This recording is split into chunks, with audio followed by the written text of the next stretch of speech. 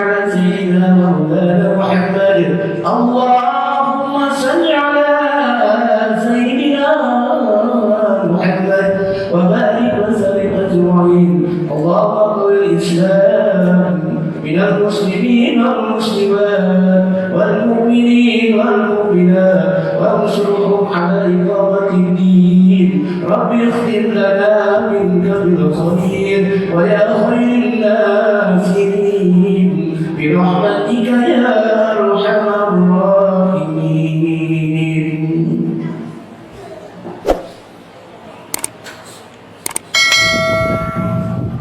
السلام عليكم ورحمة الله وبركاته.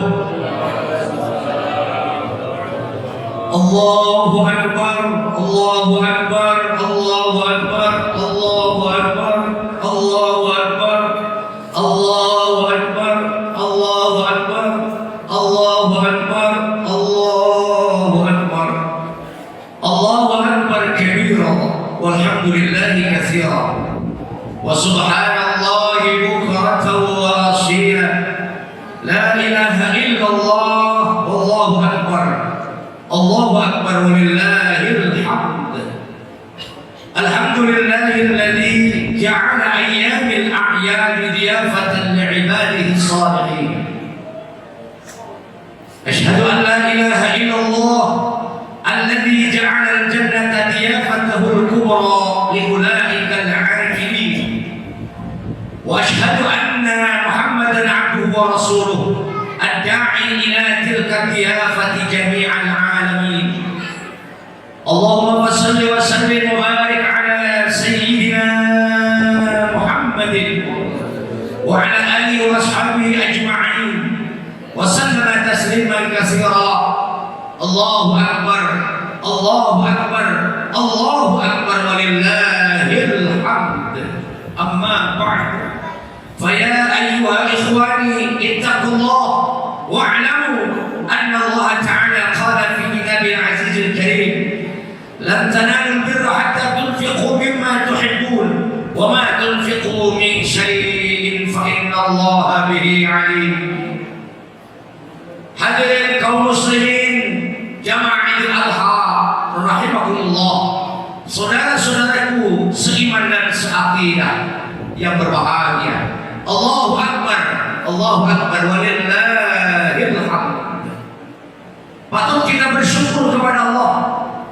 Pada hari ini kita umat Islam merayakan hari raya Idul Adha.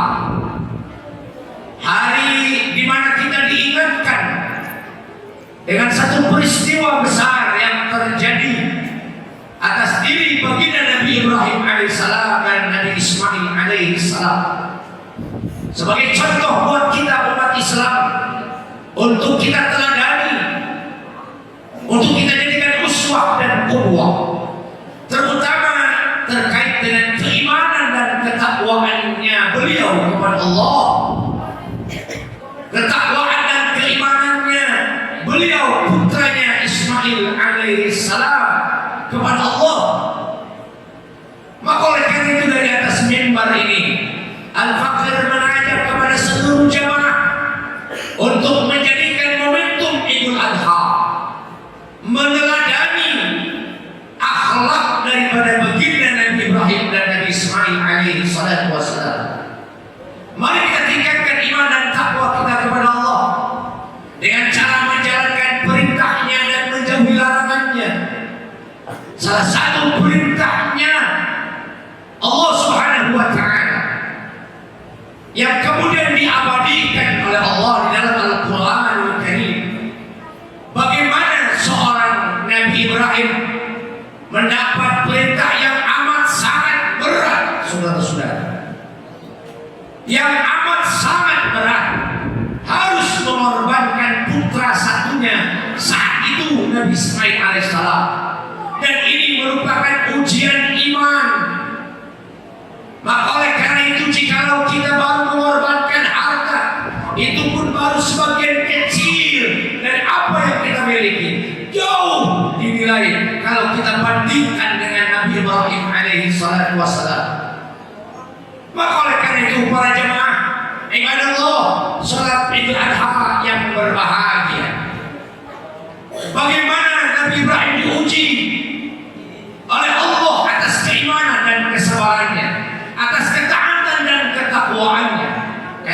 beliau dulu, saudara-saudaraku, adalah orang yang paling berani berkorban. Ratusan ekor kambing, 100 ekor unta, beliau selalu potong dan beliau sedekahkan kepada umat saat itu. Lalu kemudian beliau dipuji oleh umat saat itu dengan kehebatannya, dengan keberaniannya berkorban, disanjung dan dipuja ibadah Allah. Yang namanya manusia ketika diuji dengan yang namanya pujian, kemudian dia diuji dengan yang namanya sanjungan, maka sifat manusiawinya keluar. Apa yang dikatakan beliau? Saudara-saudaraku, jangankan aku mengorbankan unta, kambing, domba, kibas, seandainya Allah perintahkan kepadaku anak untuk dikorbankan, maka aku pasti akan korbankan, saudara-saudara. Begitulah perkataan Nabi Ibrahim. Berkata saat itu beliau belum punya anak, saat itu belum punya putra kepada Allah, maka beliau tidak pernah bosan. Di dalam Al-Quran diabadikan doa terbaik beliau, Rabbi habli minas salihin, ya Rabb, karuniakan kepadaku anak yang soleh. Anak yang soleh, bukan anak yang kaya, bukan anak yang pintar, bukan anak yang cerdas, bukan anak yang berbagai macam cita-cita orang tua, tapi Nabi Ibrahim punya anak yang soleh, cukup yang soleh. Kemudian ibadah Allah dengan doanya yang begitu istiqomah, beliau dikaruniai anak Ismail alaihissalam. Ujian datang, Allah nagih janji, wahai Ibrahim, tunaikan nazarmu, tunaikan janjimu. Dulu kau berani berkorban dengan ratusan ekor unta, kambing, kibas, sampai berkata, jika Allah memerintahkan aku menyembelih anak, maka akan kusembelih anakku, walaupun itu putraku, kata Nabi Ibrahim. Maka ditagih oleh Allah, lalu kemudian diabadikan oleh Allah dalam Al-Quran Al-Karim. Bismillahirrahmanirrahim. Falamma balagha ma'a as-sa'ya qala ya bunayya inni ara fil manam anni adbahuka fanzur madza tara. Maka saat Nabi Ibrahim masuk balik, memasuki dewasa, sekitar umur 6-7 tahun daripada Allah, balag di situ. Umat zaman dulu 7 tahun sudah balik. Lalu kemudian apa kata orang tuanya? Qala ya bunayya, berkata Ibrahim, wahai anakku Ismail, ini ara fil manam, sesungguhnya aku melihat dalam tidur ayah, dalam tidur bapak, bermimpi in anni adbahuka, kemudian ayah memotongmu, menyembelihmu. Fanzur madza tara, maka perhatikan wahai Ismail, bagaimana pendapat. Inilah yang disebut dengan musyawarah tingkat tinggi, pembicaraan tingkat tinggi dalam sebuah keluarga. Kenapa? Karena berurusan dengan mati, berurusan dengan penyembelihan, berurusan dengan yang namanya kematian, saudara-saudara.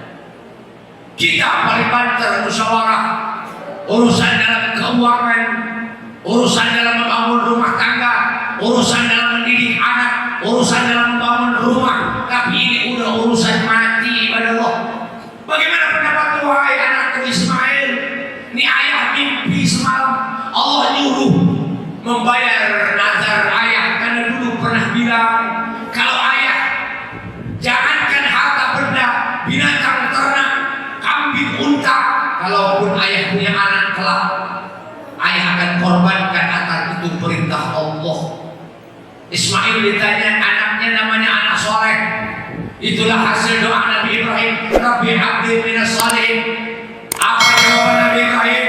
Kata Nabi Ibrahim, ya abati amma tu'maru satajiduni insyaallah minas sabirin. Wahai ayahku, lakukanlah, kerjakanlah apa yang menjadi perintah Allah Jalla Jalaluh. Saya siap disembelih, Allah, yakin engkau akan melihat, akan mengetahui, akan melihat hak musuh anakmu Ismail, termasuk orang-orang yang sabar dalam menghadapi ujian berat, di mana Allah memerintahkan anaknya untuk disembelih. Luar biasa ya Allah. Tidak mungkin terjadi dengan manusia akhir zaman yang anaknya pintar dan cerdas. Bukan barangkali anaknya yang harus disembelih, tapi pertanyaan ayahnya akan dibalikkan lagi kepada ayahnya. Kalau orang-orang kita barangkali kalau ditanya, "Nak, ayah bermimpi semalam Allah memerintahkan untuk menyembelihmu sebagai korban dan kedekatan ayah kepada Allah." Apa kata anak kita zaman sekarang, anak yang soleh, yang pintar tapi tidak soleh? Ayah yang lebih tua, lebih banyak asam garamnya, aku masih muda, masih kecil, kayaknya lebih layak ayah yang disembelih daripada saya, saudara-saudara. Itulah jawaban anak pintar, bukan jawaban anak yang soleh. Maka kita berharap dengan yang namanya hikmah Idul Adha, kita berharap anak-anak kita bisa jadi anak yang soleh, anak-anak yang taat, anak-anak yang berbakti, anak-anak yang beriman dan bertakwa kepada Allah, taat kepada kedua orang tuanya seperti Nabi Ismail. Bagaimana ketaatan seorang Nabi Ibrahim? Itu yang namanya ibadah, nggak zaman Nabi Ibrahim, nggak zaman sekarang.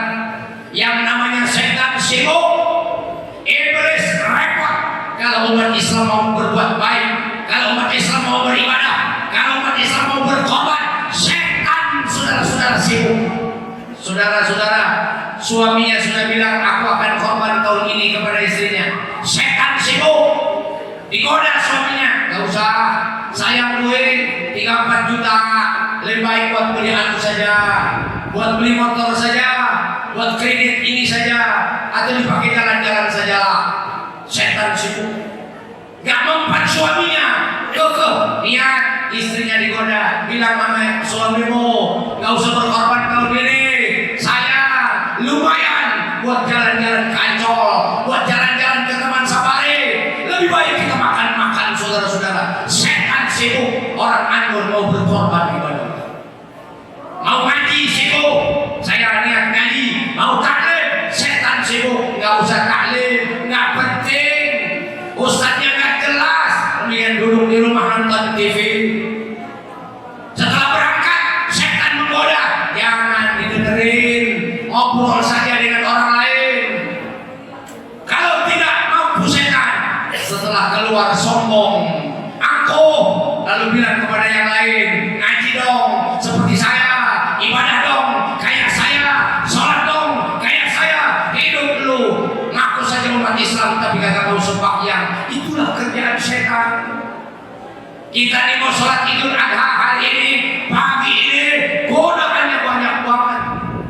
Bahkan mungkin mendingan pulang kampung aja dah, di kampung aja, liburan 5 hari lumayan, nggak apa-apa nggak sholat. Setan itu saudara-saudara luar biasa. Begitu pun Nabi Ibrahim, wahai Ibrahim, kamu sudah gila, kamu kan baru punya anak, puluhan tahun kamu berdoa, dikarunia anak kok mau disembelih. Allah sentimen sama kamu Ibrahim, jangan kau sembelih. Apa kata Nabi Ibrahim? Tidak ada urusan dengan kamu, minggir. Selamat Nabi Ibrahim digoda, istri yang didatangin, Siti Hajar, tuh Ibrahim tahu nggak bahwa Ismail mau kemana? Nggak tahu, katanya mau dibawa main. Kamu tahu tidak? Ibrahim bakal memotong anakmu, menyembelih anakmu, katanya alasannya perintah Allah. Siti Hajar orang beriman, takwanya kuat. Kalau memang itu perintah Allah, wahai setan, wahai iblis, jangankan Ismail anakku, aku istrinya siap disembelih untuk kedekatan kepada Allah. Luar biasa ibadah Allah. Allahu Akbar walillahil hamd. Gagal istrinya, didatangin putranya Ismail, bilang sama abah, bilang sama bapak, jangan dipotong itu, masih muda, masih kecil, masih punya harapan, cita-cita masih setinggi langit, masa baru punya anak itu mau dipotong? Rayu ayahmu Ismail anak soleh. Ini setan malah dihardik, pergi kamu setan, idhab laknatullah alaih. Dilempari setan oleh Ismail, aku sudah siap disembelih oleh ayahku sebagai bentuk ketaatan kepada Allah. Maka itulah simbol lontar zumrah atau jamarah, hula, usrah dan aqabah sebagai simbol permusuhan orang mukmin dengan setan ibadah Allah. Jadi jangan sampai bahwa setiap orang beribadah lepas dari godaan. Orang yang sering ngaji, ibadah, sholat berjamaah tidak lepas dari ujian. Hati-hati saudara-saudara, setan ini bergentayangan di mana-mana. Bahkan mungkin bergentayangan di hati kita masing-masing. Setan mengganggu kita. Itu yang khatib jangan didengerin kata setan. Nggak penting. Ini ngobrol aja lu main HP. Itu setan ibadah Allah. Makanya hati-hati. Habis sholat 2 rakaat kata setan mending pergi aja, nggak usah dengerin khutbah. Yang penting makan sholatnya, khutbahnya jangan. Kayak pakai baju tapi tidak pakai celana, saudara-saudara. Maka tidak abdul, bahkan dikatakan tidak sah orang yang sholat hanya 2 rakaat sholat tapi tidak mengikuti khutbahnya Allah. Buat apa pakai baju ke atas tapi ke bawah telanjang? Masya Allah. Makanya ikuti sampai selesai Allah. Jangan terbujuk rayu setan. Tahan lapar sebentar. Kita sunahkan dari rumah tidak makan dan tidak minum. Kenapa? Pahalanya besar. Sunnah dari berangkat tidak makan dan tidak minum. Tapi ada orang makan tidak, minum tidak, tapi wudhu sudah berbatang-batang, saudara-saudara. Allahu Akbar, Allahu Akbar, walillahil hamd. Kemudian yang terakhir, kita baru dinilai oleh Allah sebagai bentuk kebajikan dan nilai ibadah. Sebagaimana yang difirmankan Allah dalam Al-Quran, "Lan tanalul birra hatta tunfiqu mimma tuhibbun wa ma tunfiqu min syai'in fa innallaha bihi 'alim." Kita belum dianggap berbuat kebajikan kalau kita belum mampu menafkahkan harta yang kita cintai, yang kita miliki. Jadi kalau kita ingin dinilai Allah berbuat kebajikan dalam nilai ibadah yang lain, harus berani yang kita cintai, kita infakkan, kita sedekahkan. Kan kalau Nabi Ibrahim anak kita harta 12 bulan kita dari bulan Zulhijjah tahun lalu, bismillah, kalau kita niat mau bisa korban tahun ini, bisa belasan ekor di An-Nur ini, saudara-saudara. Tapi persoalannya bukan tidak mampu, tapi karena tidak mau, saudara-saudara. Allah tidak pernah memanggil hambanya haji untuk orang mampu, tapi memanggil hambanya yang mau, saudara-saudara. Yang mampu banyak haji, tapi karena tidak mau, Allah tidak manggil. Maka kata Nabi, tanamkan dulu niat di hatimu untuk berangkat haji dan umroh. Soal kapan berangkat, urusan Allah, yang penting maunya saja. Ini persoalan yang mau dan tidaknya, bukan mampu dan tidaknya. Oh, kalau mau kok mobil jutaan setahun, sebulan bisa dibayar kok cicilannya. Ada yang 3 tahun, ada yang 4 tahun, ada yang 5 tahun, tergantung dana pertama masuk. Berani kok untuk dunia, saudara-saudara. Mati kita dibawa oleh istri kita bersama suami yang baru. Mati istri, suaminya bawa mobil baru dengan istrinya yang baru. Rumah mewah ditinggalkan, tapi ini dari dunia sampai akhirat, dari darah sampai yang namanya bulu-bulunya mengandung fadilah dan keberkahan, sampai jadi saksi di akhirat, bahkan jadi kendaraan kita di jembatan Shiratal Mustaqim. Jadi tinggal mau atau tidak, bukan mampu. Kalau bicara mampu demi Allah, orang An-Nur RT 25 27 pasti mampu. Karena rata-rata punya motor 2-3, rata-rata punya mobil, tapi karena nggak mau, ini persoalannya, nggak mau, jadi akhirnya nggak berkorban. Gimana Allah? Saya bicara keras ini karena memang amanah. Allah sudah menjelaskan di Al-Quran tadi. Buktikan kalau kita ingin membuat kebahagiaan, harta yang kita cintai, kita sedekahkan di jalan Allah.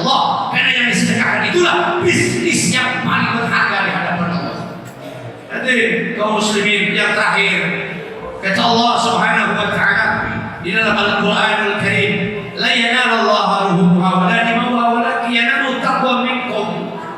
Dari korban kita, bukan darahnya, bukan dagingnya, bukan tulang belulangnya yang sampai kepada Allah, tapi hanya takwanya dari kita sekalian.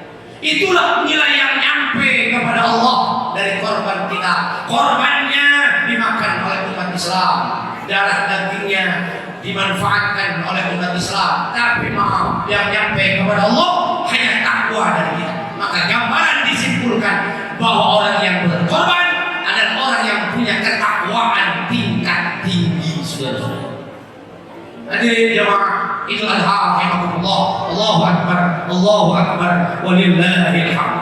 Demikian khutbah yang pertama yang saya sampaikan sebelum khutbah kedua.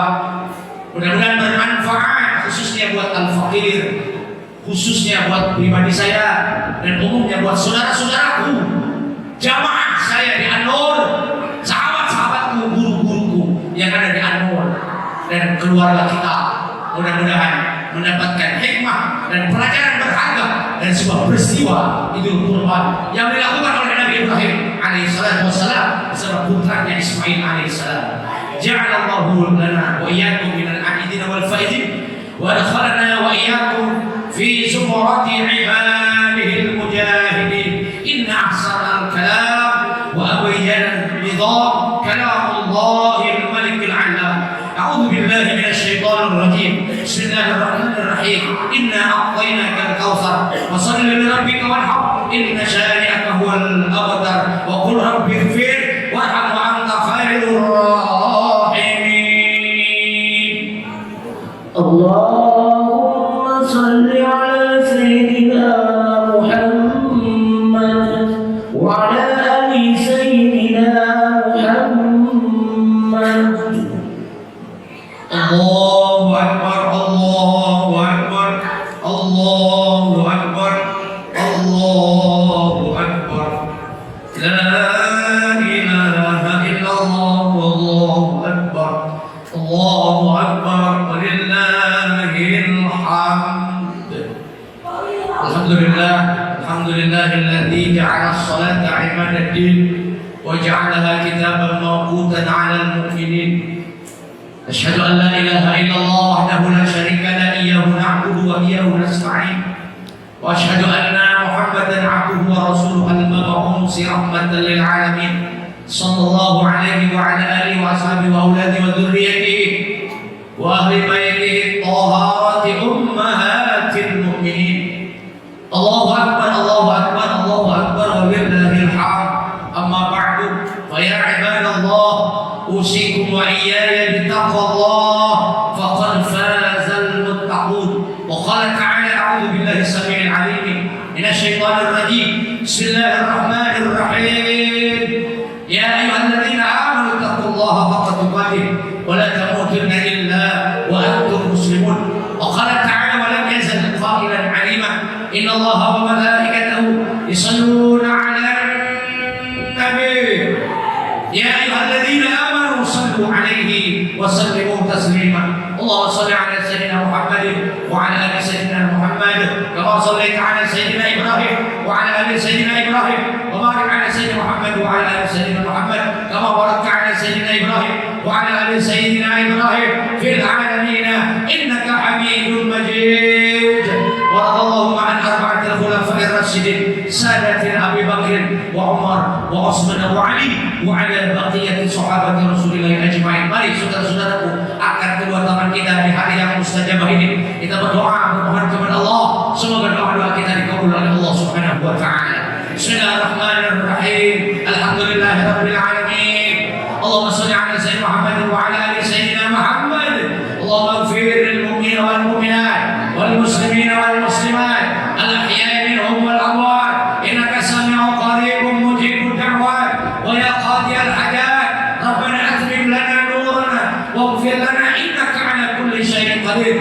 Rabbana hab lana minas salihin, Rabbana hab lana minas salihin, Rabbana hab lana minas salihin. Allahumma ij'al awladana kulluhum salihan wa ta'atan wa umruhum tawilan warzuqhum wasi'an وعقولهم زكيا وقلوبهم نورا وعلومهم كثيرا نافعا وجسدهم صحة وعافية برحمتك يا أرحم الراحمين.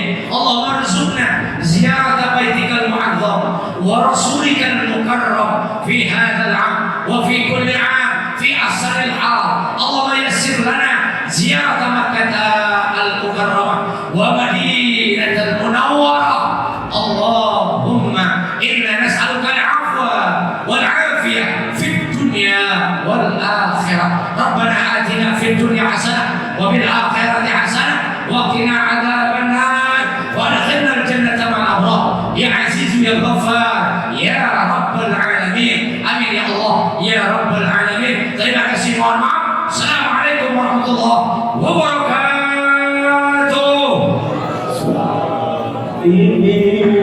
المصطفى